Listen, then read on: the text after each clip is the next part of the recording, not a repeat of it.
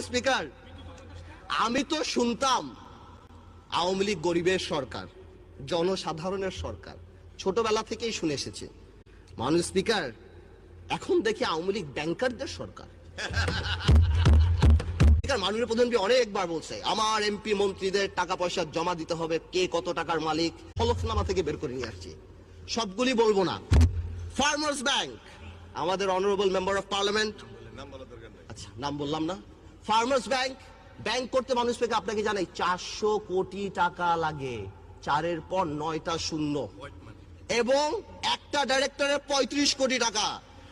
Farmers bank যিনি করলেন, ইলেকশনের হলফনামায় 39 লক্ষ টাকার মালিক। মেঘনা ব্যাংকে করলেন, কোটি বাটি মিলে 27 লাখ টাকার মালিক। ফেডারেল ব্যাংক যিনি করলেন, কোটি বাটি মিলিয়ে 1 কোটি 1.5 কোটি টাকার মালিক। দুর্নীতি নাকি আমরা করি।